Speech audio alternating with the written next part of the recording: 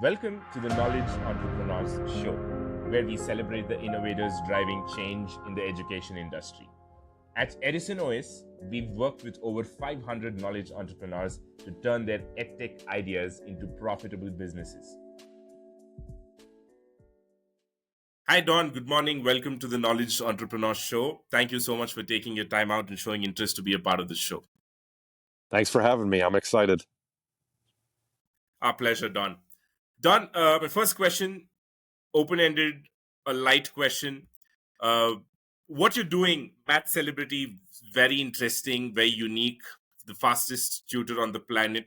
But can you walk us through your journey up until the point you founded mathcelebrity.com? Sure. So about 16 years ago, I was working a day job as a programmer, doing Excel, PHP, things like that. And I got frustrated with the review process. So, if you work a corporate job, you get every year they go through the reviews for the team and they decide, are you going to get a raise or bonus? And if yes or no, how much? So there would be times that me and my colleagues would have a really good year on paper. The feedback would be there, but then the raise and bonus would only be like between 3 and 5%. And so some of the projects we worked on, we'd be saving or helping the company get millions of dollars, but we'd only see 3 to 5%. So I got frustrated with I call it the carrot and the stick. You're always chasing the carrot and you never catch it. So I decided, why can't I branch out on my own and make some money on the side? So I decided to math tutor a couple people off some tutoring sites in person, near the Chicagoland area in the US. Anyway, long story short, one student turned into two turned into four turned into six. And it was going well, but I ran out of time because I was married. I had a day job. I couldn't scale it. So I wanted to help more people, but I couldn't figure out how. So meanwhile, back at my day job, we're working with a team in Gurgaon, India, to help them. They're going to help us build a program to calculate pension plans for U.S. pension members. And anyway, our management sent them like a 300-page book, and it wasn't making sense. So I had talked to the team in Gurgaon, and I said, look, why don't I build a spreadsheet? And in the spreadsheet, it shows the formula to calculate the pension, but next to each cell, it shows the math. So in cell B2, if you type a number, it'll show the math behind the answer that you get. And so when I showed the team in Gurgaon, they were like, oh my God, this is perfect. I can follow it step by step. I don't need to read this 300-page confusing book. And so when I saw the reaction, I thought to myself, well, wait, the light bulb went on. Why can't I do this for math tutoring? And so that's how the idea for Math Celebrity was born, is why can't I take my knowledge of math and my programming shortcuts and speed, put it on a site, and then somebody who needs math help can just go on there and get the help that they need. Great. How long did it take for you to get Math Celebrity up and running from the time of ideation, Don? When I started, I didn't really know much about web programming. I was more Excel VBA based. So there's a programmer that I was friends with who worked in Prague, and he was a genius. And so I asked him, here's what I'm trying to do. Can I pay or get a little help? And anyway, he got me far enough along where I could be dangerous, but not really too good. So I got a basic calculator up. It was a little JavaScript calculator. And then I got the next calculator up, the next one up. And so for 1 or 2 years, we maybe had anywhere from like 5 to 10 people a day. So it really wasn't a lot. And I didn't know anything about SEO, didn't know anything about marketing. But over time, what happened was a few of my wife's friends and a few of my friends started asking me, look, you're spending a lot of time on this thing and you've never really talked about it. What is this thing? Tell me more about it. And so when I showed them, the site was ugly, but I'll never forget, there was people that were very critical of any idea. And when they saw it, you could tell by their body language, they saw something was there. And they're like, I think you got something here. It's going to take work, but this could change everything. So as we started building more calculators, we went on a couple math help tutoring sites, and we asked permission. We just started posting links like, hey, oh, you need help with sequences or fractions, like check out this calculator. And we get feedback, we make changes. So in year 3 or 4, we started getting 50 to 100 people a day. But the real breakthrough came in year 5 or 6.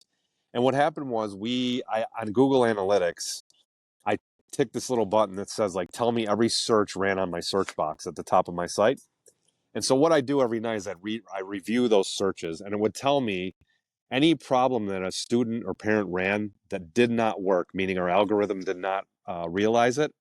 It would send me a list at night. I would try to build as many of those as I can, and then the next day we get a new list, and then we rinse, repeat. Mm.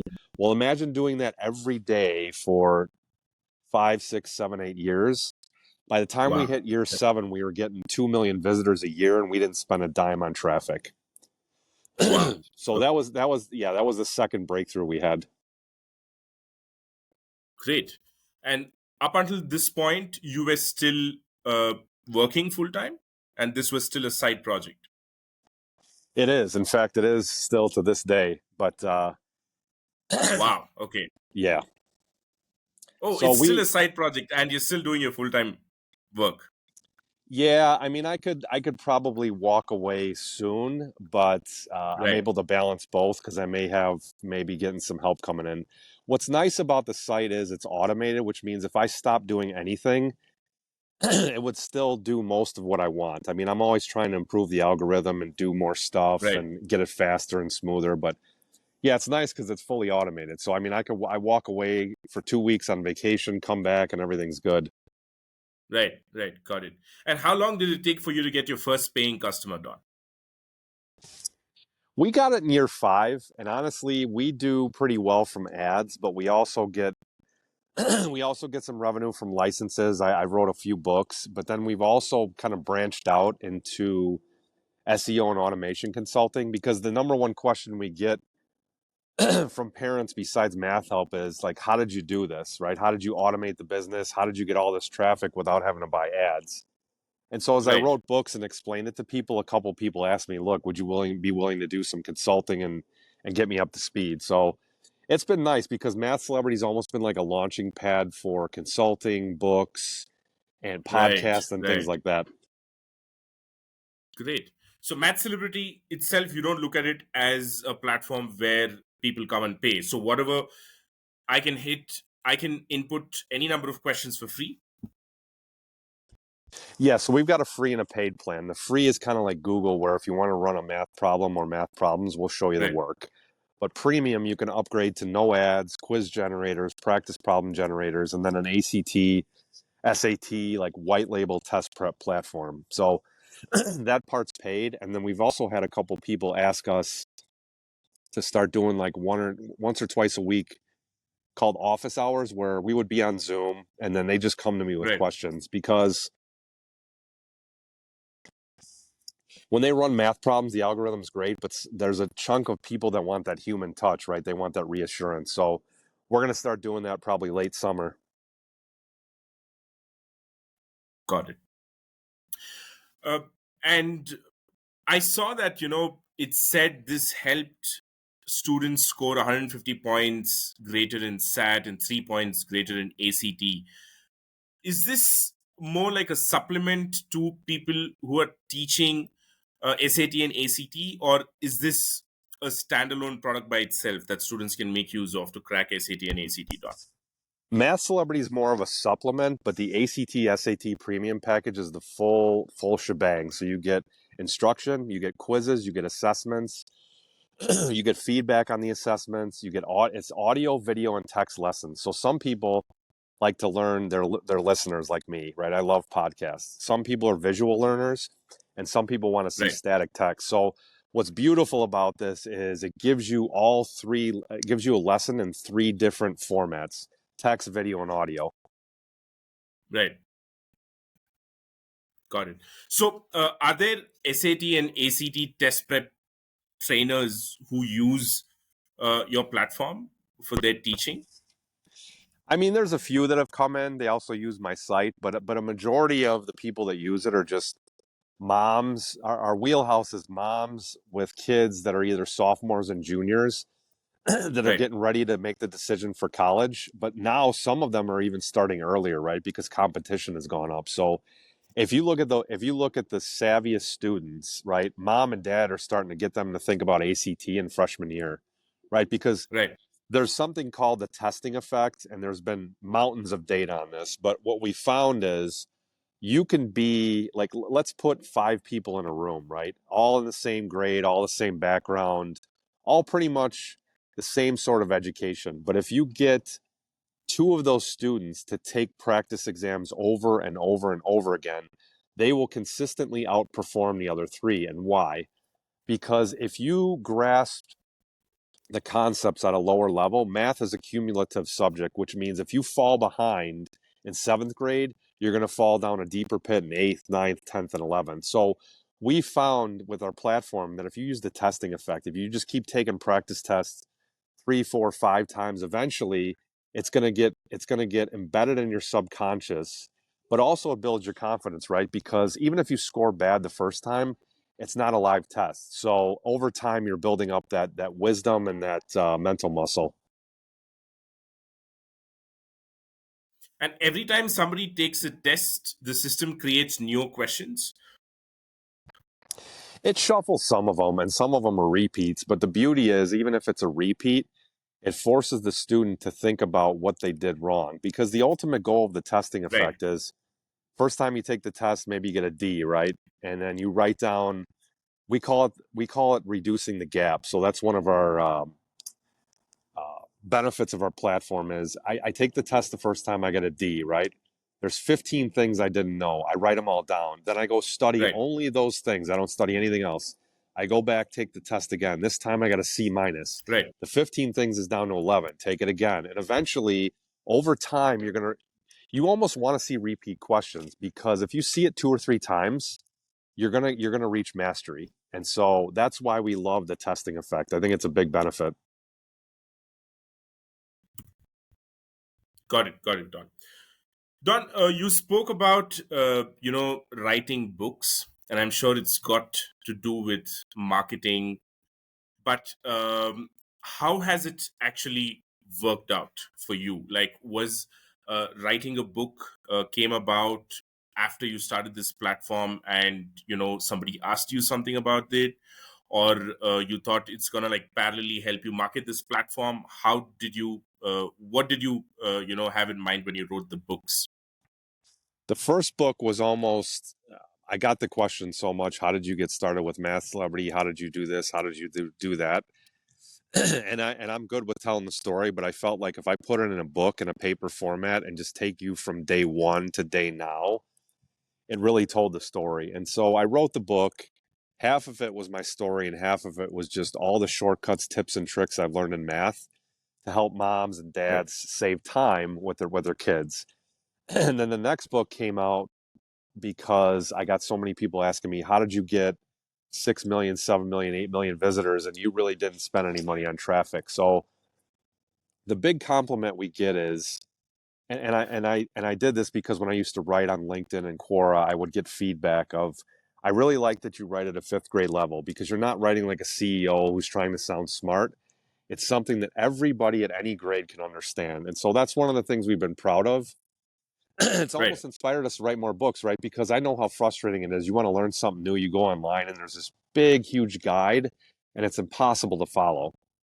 Versus if you Right. take little chunks and just lay that out in a book format, people seem to appreciate it. Got it. Got it, Don. Don, you say that, these three books that you've written, it helps people grow and automate their business. So it need not, you're not talking necessarily about a business that is related to education. You're talking about any business in general.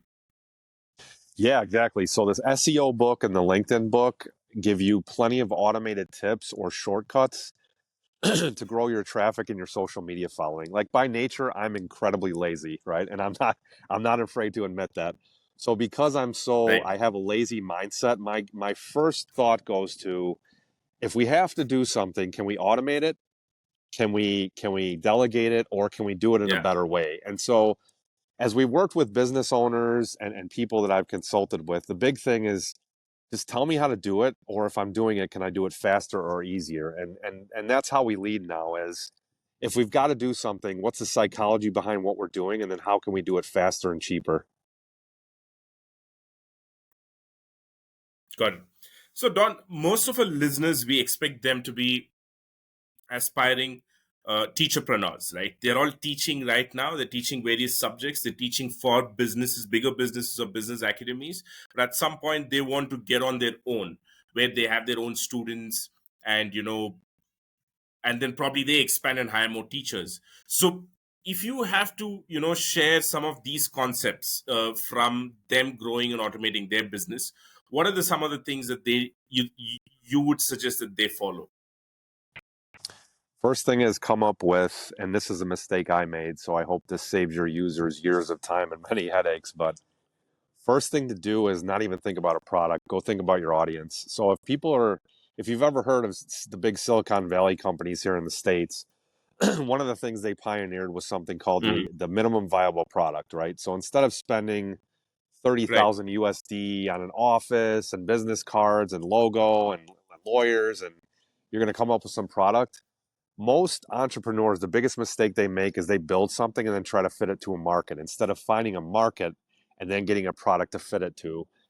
Now, that's the first step. The second step is you really got to get inside the heads of your potential customers. So, what age are they? What do they read? Where do they hang out? And most importantly, and I still make this mistake to this day because I'm too focused on the product, is you got to remember you're not really selling your product. Like as a math tutor, you're not selling tutoring. You know what you're selling? You're selling certainty. You're selling peace of mind. You're selling hours back in the day from a student having headaches cramped over their math book. But remember, the student most of the time is not the buyer of your product or service. Mom and dad are. So mom and dad have a whole different set of concerns separate from what the student has. First of all, mom, if the student does bad in math class, it doesn't just affect the student. Mom goes through an emotional process too, because when she goes out for wine with the girls or coffee after the gym, and she's with two or three of her friends, they're eventually going to start talking about their families and their kids. And do you have any right, idea how embarrassing it is if one of the moms is sitting there and she said, yeah, Junior failed the math class for the second time, or they got a D minus on algebra. Now, if the two or three other moms they're hanging out with have even decent math students, maybe they get C's, the one with the kid who got a D automatically feels left out, almost like an outcast. And if you focus on these emotional points like that, and also the shame and the guilt, I mean, imagine I'm a parent of two kids. If my kid's struggling in a subject and I don't find that, like maybe I don't know how to solve it, but if I don't find the help within a few weeks, I feel guilt. I feel shame. I feel like I failed as a parent. And so if you right. get inside the psychology of who's your buyer, right? What do they do? What do they think? You're gonna speed up and fast track your success way more than just focusing on the product. Automation's great. Creating a product's great. Being an entrepreneur is an incredible journey of self-discovery.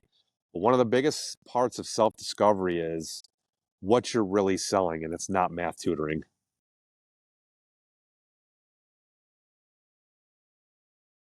Great. And okay, so you said identifying the psychology behind what people feel, and probably hit their emotions. So let's take an example. A maths tutor, for the exact situation that you mentioned. You're saying forget the product, first find your audience, and then you're going to be reaching out to them, right? You're going to be pitching to them. Is that what happens next? And if it's going to be pitching to them, what would you suggest that the kind of language that they use? If an entrepreneur has an idea for a product or service, the fastest way to test it and save yourself headaches and money is go buy about $25, write an ad for your product or service. Don't even create a product, right? You could just, I have an idea, I think it'll work. Let's go test it. Instead of doing what I did, and I made this mistake too, is go write an ad for your product or service and pretend that ad is the only time your customer is ever going to see your offering. They're never going to meet you. Let's pretend they never heard about you. You have one shot at this. What kind of ad would you write? And then you spend if you have the budget, $5 a day on Facebook to drive somebody to a landing page to either watch a video about your product or give it a test drive. And you could tell within 2 or 3 days immediately, is there interest? And the beautiful thing about this is your ad may do well, but maybe they didn't click through on your landing page. Well, you know you have interest, right? But you're not communicating the value on the landing page. Or maybe nobody clicks your ad. So either A, it's the wrong audience, B, the ad's not good, or C, your product and service idea is just not viable for the market. But again, if you do this early and often, you can get an idea spending only a couple $100. Do you have a product or service that people are interested in? And then if you do, what you can do is you go back and you can use either AI or tools like Quaya. I think it's spelled Qwaya. And you can run 25 or 30 different variations of a Facebook ad for the same product. Facebook will go and unit test that, right? And they'll run their AI in the background and they can tell eventually there's going to be one or two clear winners. You use the winner and then you start over with 25 or 30 more ads. And by the way, what I'm telling you is not new, right? The top players in the game are using this. They just have a lot more money. So the lesson here is never assume that somebody wants to buy your product or service. The only vote in the market that matters is if somebody clicks on your ad or your email and they either buy your product or service or they opt in. Great. Can you please repeat that tool that you said, Don? Q? Yeah, Qwaya. It's called Yeah, Quaya. It's a Facebook A/B ad Quaya. testing tool. Wow. Okay. Okay. Got it.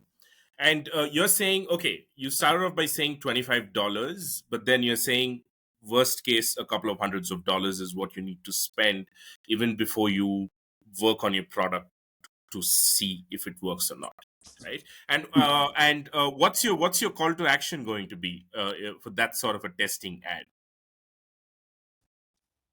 I'm sorry, I didn't hear that. What was that? What's your call to action going to be in each of those Oh, ads? I got you. Well, that's another thing you can test, right? Is you can drive them to a landing page. You can drive them to opt in on email and Facebook, which is cheaper, right? Because you're not leaving Facebook. You can drive them to a fan page.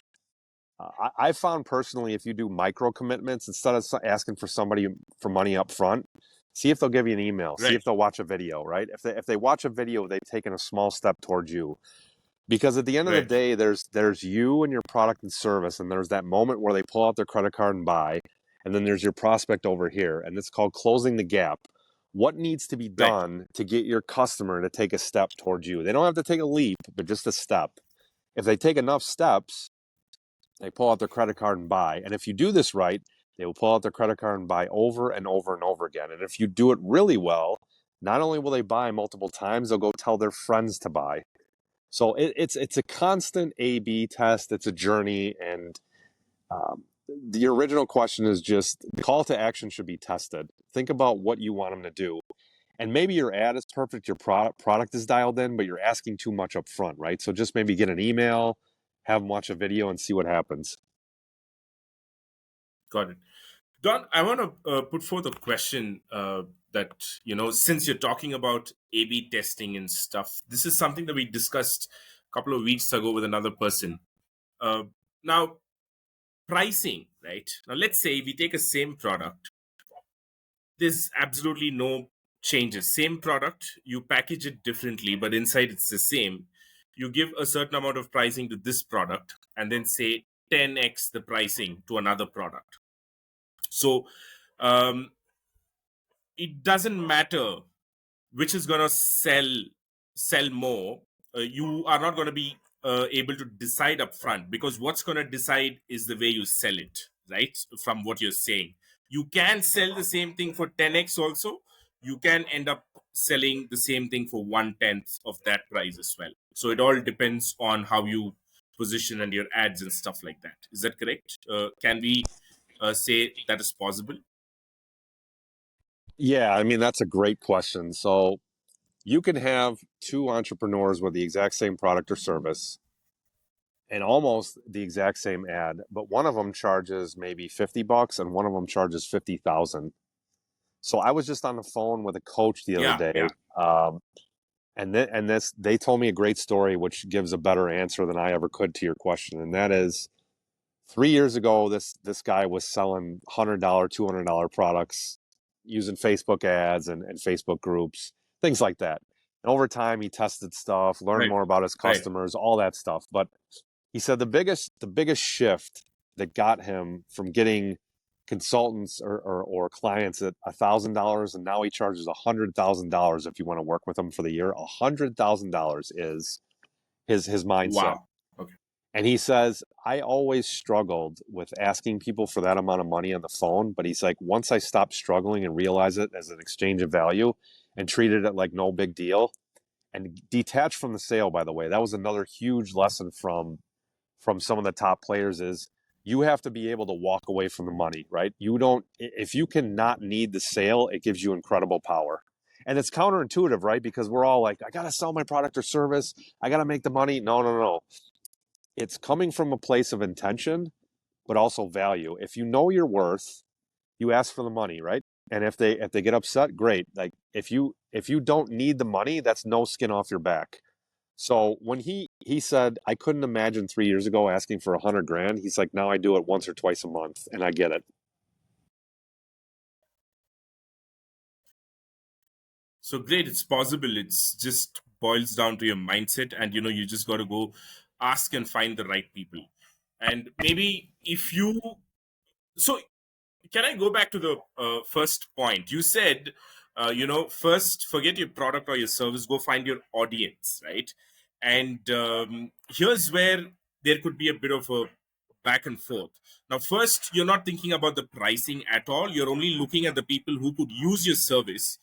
But then those audience can again be split based on how much they can pay you, right? So uh, do you also keep in mind the premiumness of what you're going to offer and then go build your audience, or how does it go?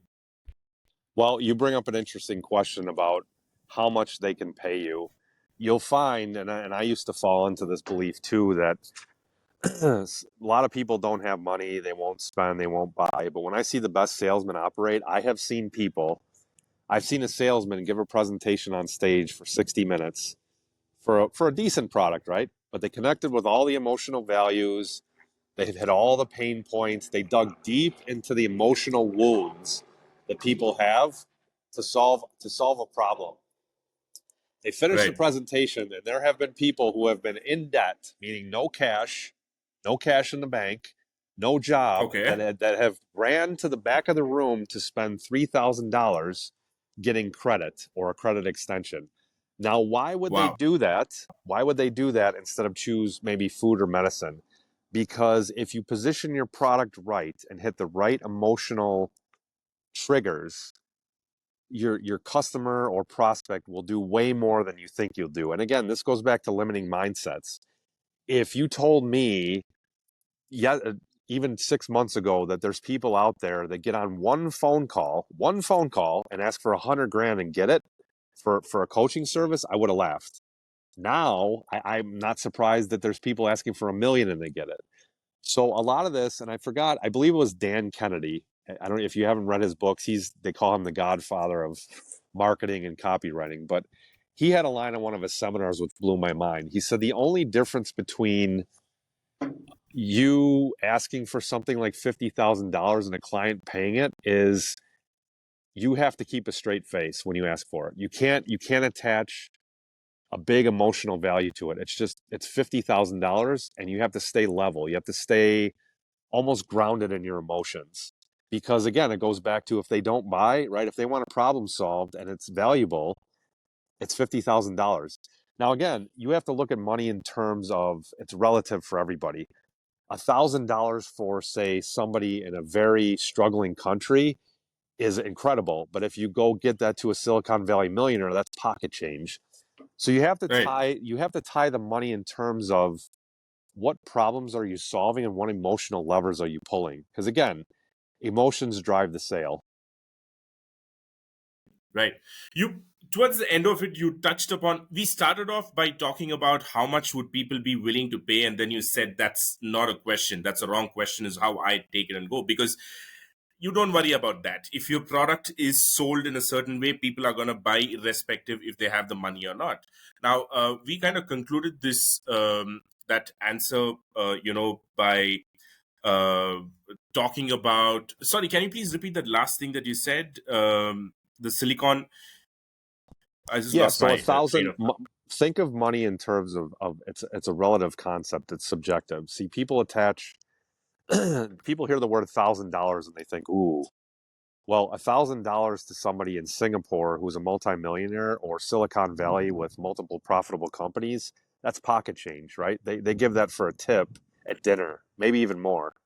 But if you take $1,000 to say the Eskimo tribes who are poor in the States, that means a lot more to them than it does to the Silicon Valley millionaire. So instead of thinking in money, think in terms of value. And oftentimes as entrepreneurs, and I'm guilty of this every day, is we underprice our service or our product, and we assume that people would never pay X for what I'm doing. But then when you look around at the top players of the game, look at sports, look at book sales, look at celebrities, look at best entrepreneurs, they're charging astronomical rates. I mean, I was just on the phone with an entrepreneur the other day, similar to the one Right, who charges 100 grand, and he's like, I charge embarrassing sums of money to do things I love. And all he does is write ads. He writes ads to get people to drive him to landing pages or to buy products. He does nothing else. And he gets paid incredible amounts of money. Why? Because for an entrepreneur that maybe makes 100,000 USD before that guy comes in, one ad that guy writes may bring him to 1 million. How much is that worth to you? He may charge that person $250,000, but guess what? Even after paying them, he is $750,000 richer. So think about it. $250,000 is a drop in the bucket compared to what you get. So I like the metaphor I love to use is think of an ATM machine. And if you do your business right, you put your ATM card in, and maybe you ask for you have to give them $5, but it spits back $10 back at you. Why wouldn't you buy that? Right? You buy that on every day that ends in Y because you put in $1, it gives you two back or three back. So thinking money in terms of subjective and what you get for value and the emotional hooks you're pulling in people. yeah. Got it, Don. So this is so I thank you for helping me out here, because whatever I lost, I think I got it back. So we started off by addressing, don't worry about how much your audience are gonna pay, but then when you ended that thought, you also said it's about attaching the balance between the value and how much you charge for it, right? So is there such a thing? Because it has to be, right? Say, for example, you spoke about this entrepreneur who writes ads, and if the person who was selling a product or a service was getting in $100,000, and because of this ad, if he's going to get $1 million, $250,000 is not going to mean much. So is that information important before you price your product, or that intelligence about that particular domain? Oh, you're back on mute. I'm Oh, sorry. sorry. It's not just what you charge, it's the perceptual value that your customer gets. So I'll give you an example. If Right, somebody is struggling to get married, right? They're just having struggles finding a mate. They've tried everything. They've tried changing their clothes, their haircut, where they hang out. Just nothing's working, right? right, Somebody right. comes along and helps them out and finds their dream spouse, right? Let's project this into the future. So they Mm, they find their dream spouse. They start dating, things are going great. That person makes them a better person. They eventually get married, have two or three wonderful kids, build a house and a family together. And it all ties back to that one dating coach who flipped their mindset, right? And turn them in a different direction. How much money is that worth? And the answer is you don't know. In fact, it may almost be limitless because without that one event, that person may have never found a suitable mate. So you have to ask yourself when you charge, here's another example. If you charge $1,000 for coaching or consulting, right? And the client gets value out of it. If you haven't tested 2,000, you're doing both you and the client a disservice. And when I tell the story, people think I'm crazy, right? Because it's like, well, they paid $1,000, they got the value. What if paying $2,000 put more of a value on your product in the client's eyes than paying $1,000? And by that, I mean, if they pay $2,000, are they going to pay even more attention and emotional strength toward what you're telling them than if you did if it was 1,000? So what I mean is, one of the best quotes I ever heard is, I charge because people won't pay attention to free stuff. So think about a seminar. There's two seminars, exact same information. One's free, the other you pay 2,000. Which one do you think you're going to take more notes and ask more questions at? The $2,000 one, right? And you're automatically going to subconsciously Yeah. attach more value to the 2,000. So you're doing a disservice if you don't try to charge as much as humanly possible. If if you try to charge too much and the value's not there or the emotional hooks aren't there, they'll tell you no, they won't buy. So this is again something you got to test. But the big lesson here is get out of the mindset of there has to be a set value for what I do, because honestly, none of us know, right? You may have one person out there and 1,000 clients that pay you 100 times what your average client pays because it means that much to them.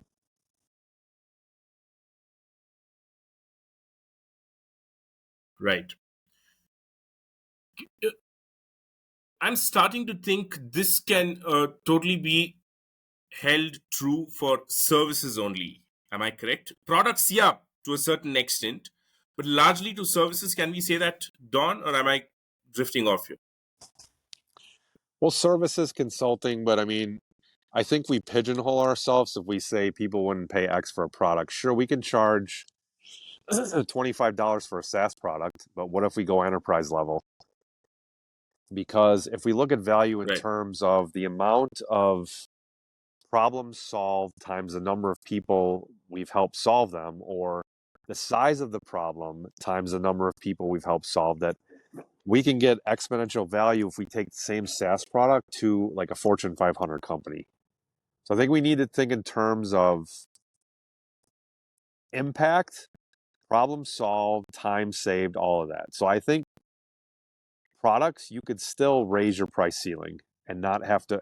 Maybe they don't pay it, but it's definitely worth something worth worth testing. Because if we get into that mindset limit of they'll never pay X for this, then you'll never know, right? That's right. Okay, Don. So let's take an example, or like a hands-on stuff here. Let's say, given that most of our listeners, we expect them to be teachers or course creators, because after having listened to you, definitely a lot of people's minds are going to get racing, right? Because everybody who would have been thinking about, oh, you know what, I'm only teaching this, my product is only this course, this is what it's selling on Udemy, I won't be able to sell it. I'm sure at this point in time, people are going to forget all that, and they're going to charge whatever they want. But let's say there's a listener who's got a course idea, whatever it is. He's trying to solve a problem for somebody by creating a course, a pre-recorded course. And now, and he's just got this idea, let's say, and he's not even creating that course.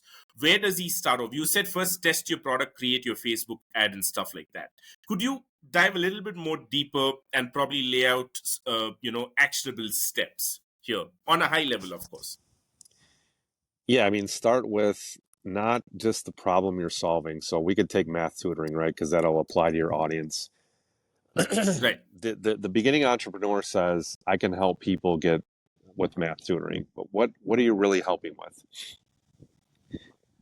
You have to think about what you're really selling. We're never selling our product or service, we're selling something else. So in math tutoring, you may be selling math help, but right, but what does the math help get them? Think in terms of what they get, both time wise, functional, and emotional is the key.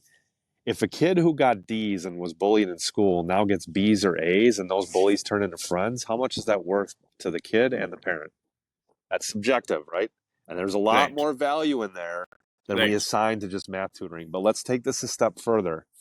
Suppose that same student is in a crowd of 200 applying to get into Harvard. And because of the math tutoring skills that you gave him on the curve, he gets just a high enough score to get a half ride or accepted into Harvard, right? What's the value on that? Let's take it a step forward. how much more money, and let's call this person Bob, right? So Bob gets into Harvard because we could tie it back to the math tutoring. What happens when Bob gets into Harvard? He's probably going to get a lot better job offers, financial, bonus, vacation, opportunities. But remember, there's an emotional benefit to going to Harvard or Yale versus another school who could teach you almost as well. And what is that? It's the network. When you go to schools like Harvard, Yale, Oxford, you're buying into an elite network, right? So we get into, I think it's Maslow's hierarchy of needs of emotional acceptance. So we all have a need to be accepted at a certain level. Now, if the math tutor expands this from the test they helped the student all the way out to the money, the connections, think about confidence, right? We all want to be Right. considered competent, confident. So we're really not selling math tutoring. We're selling a better life. So you have to think about what dream or what future state are we selling and sell from that point. Got it. So you're going to be writing an ad that makes the prospective buyer imagine those things, and that's what is going to connect them with your value proposition. uh, that comes down to writing a copy like that. Now let's just talk about testing and validating. You said roughly about $25 to $200. Let's take the upper limit, that's $200, right? Now what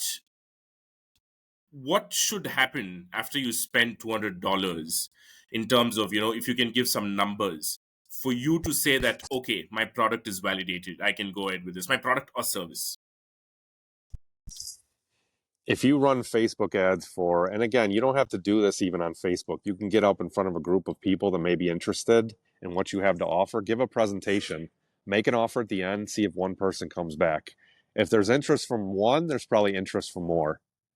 That's your test. So we could think in terms of platforms like Facebook, but also get up on a stage, go talk to some people in your network and just pitch the idea for 2-3 minutes. If people say, oh, I guess I could see that, then there's not that emotional oomph, right? But if somebody asks you, wow, that's pretty interesting, where can I learn more? Or how can I get started? Or tell me more about that. They've given you permission to move forward. If you get that kind of, and on Facebook, the permission is, did they opt in? Did they message you? Did they click to watch a video?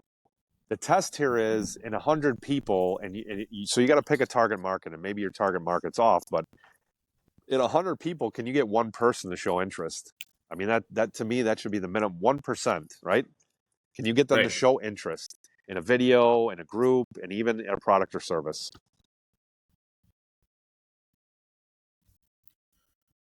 Got it, Don. So we are not even thinking about the pricing at this point in time. We're just seeing if there is interest, and then we go back to your idea of, you price it whatever you want. It boils down to how you sell it for you to be able to sell it. uh, Don, I just can't help myself asking you this question, right? Because of the kind of topics that we've discussed, and you said your coaching clients. You shared a couple of incidents about your coaching clients. What is some of the most unexpected things that are being sold as we speak today for an unexpected amount of money? Is there anything that you've come across like that where you've been like, oh my God, I can't believe you're selling this for this much? That's an incredible question. So the first one is, this goes back to Dan Kennedy again. Dan Kennedy was I bought one of his products or service, and on the webinar, he tells the story. He's big into horse racing with the little, what do they call it? I don't know if it's like bucket racing, but there's a little vehicle in the back that the one person sits in, and then the horse pulls them on the cart. But anyway, Oh, right. Yeah. they have trainers that come in to tend to the horses, right? They clean them up, they file down their hooves, they optimize their nutrition. And so there was this one trainer that Dan Kennedy talks about that says that just had almost like a sixth sense with the horses, right? So they'd come in, and sometimes the horse would be depressed or wouldn't feel like running, and this woman trainer would come in and talk to him, pet him, calm him, and then all of a sudden, like, the horse would just come alive. and they would pay her lots of money. I think he said sometimes she charged like $5,000-$10,000 to come in for 30 minutes and get the horse's emotions up. So that blew my mind. But then here's where it gets better. The lady decides, I'm making a lot of money. I don't want to keep coming to the horse track, right? I want to go on vacation, live on my farm. So how do I scale this? So she tells one of her clients, look, I know you need help, but I'm going to be out of town this weekend. And the client says, is there anything you can do? She's like, put the phone up to the horse's ear, and I'll do what I do in person. And I kid you not, she did this, and then her other clients started asking her to do this too. And I think she's made her net worth go about 4 or 5 times over. From They call her the horse whisperer, but the fact that she was able to sell them on putting a phone up to whatever chance she does, whatever she tells, and the horse responds, and these people pay it, is mind blowing. And now, when I think about this from our conversation, I think, why would people pay that much? And the answer is, well, if you lose in the horse race, that's you got shame, right? Or guilt. You spent all that money on the horse, they didn't win. But also, how does it look in the eyes of your peers, right? If you win the race or get second or third, you're on that platform. You get your photo taken, you get it in the news. There's bragging rights. So there's more than just tending to the horse. But then we go a step further, right? Some people love to tell you that they had the best math tutor or the best coach or the best horse trainer. Well, the Right. lady that did this over the phone knew she was the best because she got the feedback. So she was able to use that leverage of, I can help you, but we're going to do it my way, right? We're going to do it over the phone. And she was able to command those fees. So this goes back to the value you think your product or service has is subjective.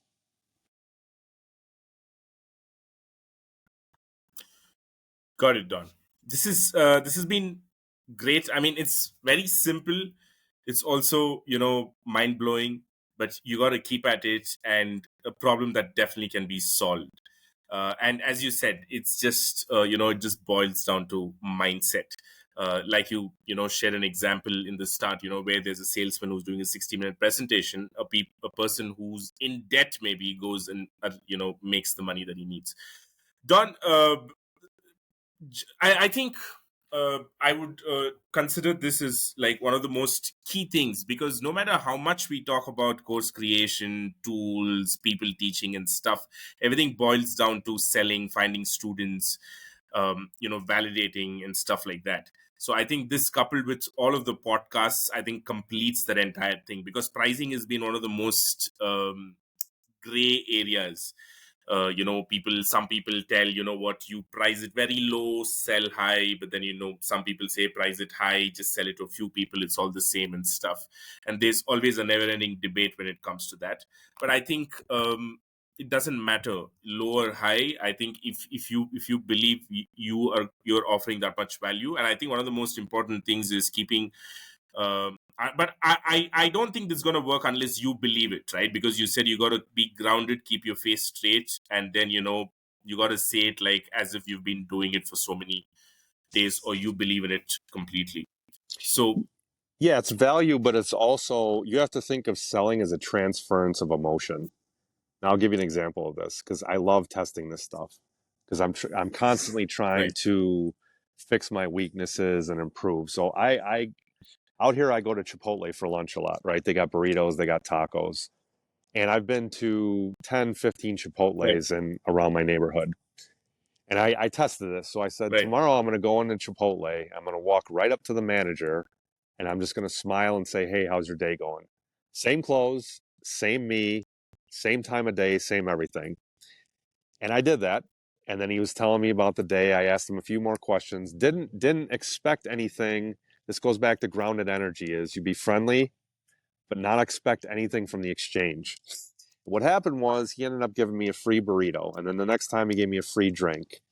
And so I continue to come in, say hi, smile, maybe say hi to the staff, not expecting anything.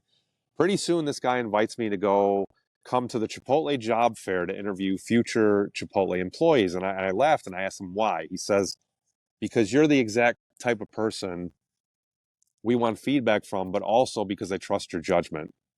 But why would he say that? He's only seen me a couple times and only exchanged a few words. And I can tie it all back to smiling, being present is huge, right? Because with phones, we get distracted so much. This is a lesson I've learned. If you're present with your prospect, just be present.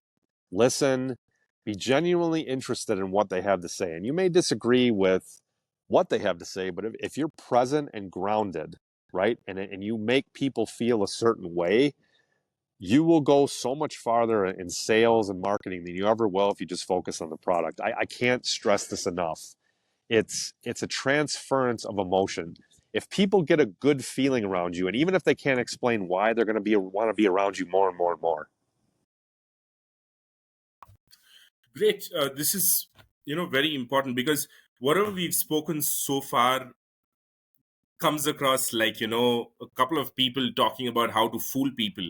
But I think the last point that you mentioned here, uh, whatever we discussed in the beginning is discussed assuming that, given that whatever that you're offering is actually something that you are offering with extreme conviction and extreme uh, sincerity.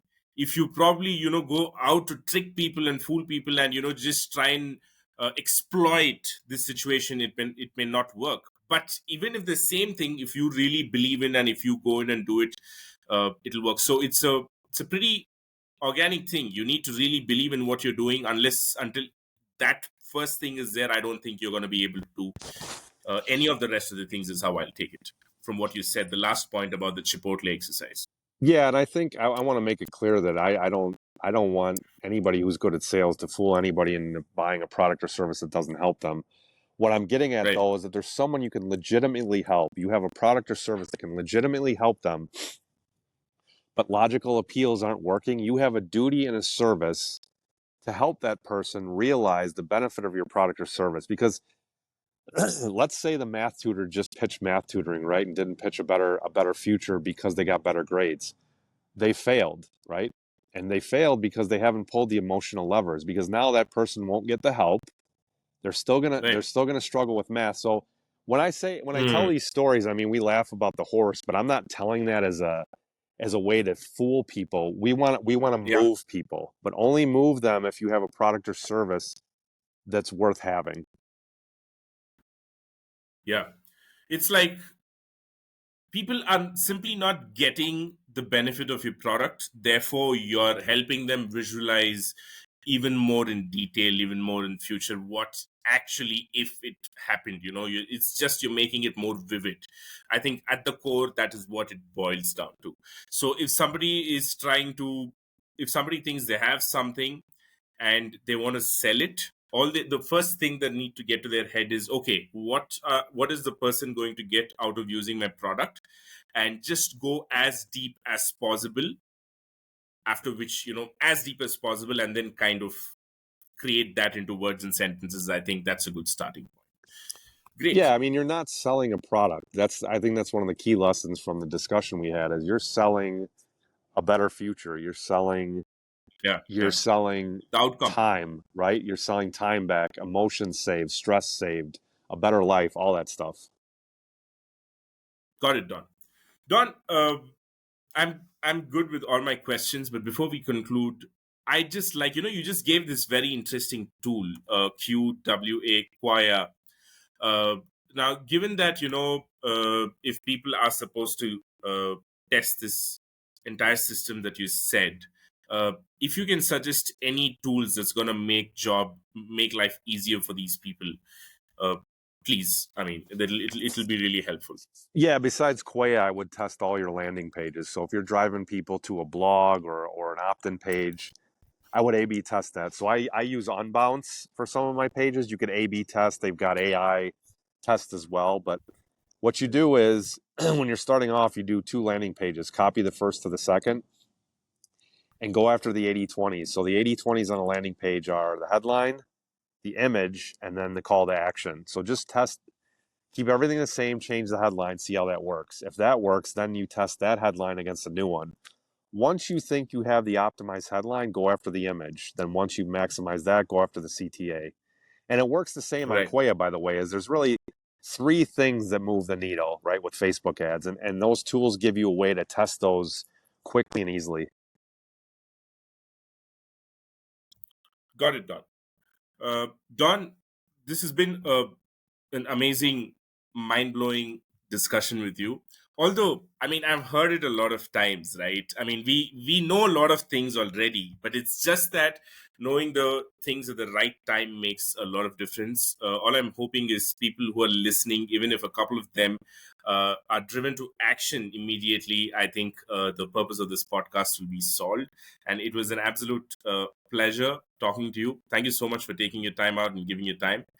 Um, yeah, and before we end, if you can share your experience about being on this podcast, I hope it was worth your while.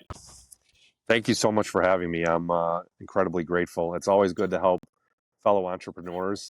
And I mean, if there's one takeaway from this episode, so you can avoid the many mistakes that I've made on my journey, it's get in touch with the emotional motivators of your customer early before you build a product or service. So instead of building something and trying to sell it, figure out what your audience needs and then build that. Got it, Don. Noted. Thank you so much for that summary in the end as well.